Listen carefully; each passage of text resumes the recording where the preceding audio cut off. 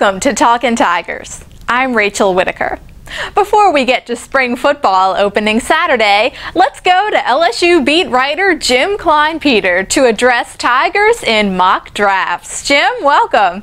Hi, Rachel.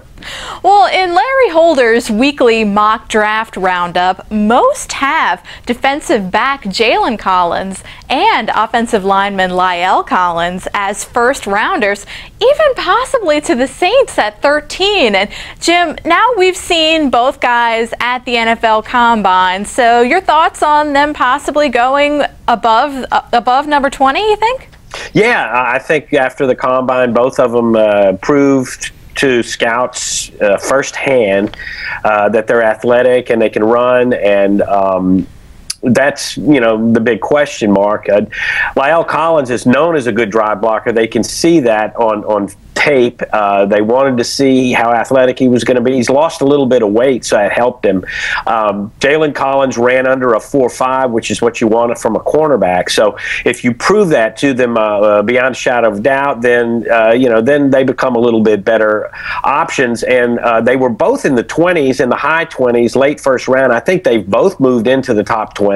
Both will be gone by the 20th pick. And in fact, one analyst had Jalen Collins going to Philadelphia with the 20th pick because they are in dire need of a cornerback.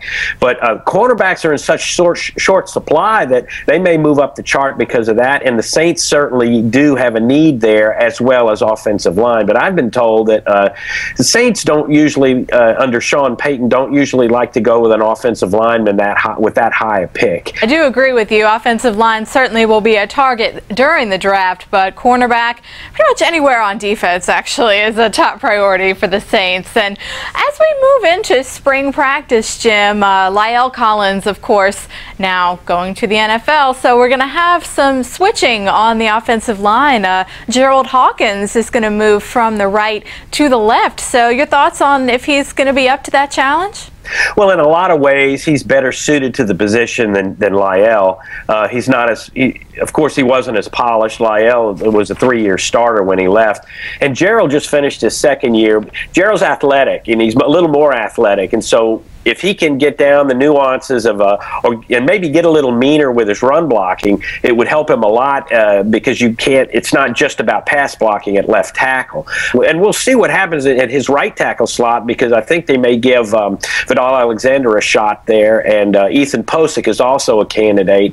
So you want your really good offensive linemen that can really move. You want them at your tackle spots. So we'll see how that all fleshes out, because there's going to be quite a bit of movement on that offensive line in 2015. Right, no doubt. Alexander, one of the veterans who played a lot of guard last season, so LSU's certainly glad to have him back. But Jim, we're going to talk to you on Thursday and Friday of this week about offense and defense. We have an interview set up with Kevin Steele that we'll talk about later in the week. Thanks so much. My pleasure, Rachel. And thank you, as always, for watching Talkin Tigers. See you again Wednesday.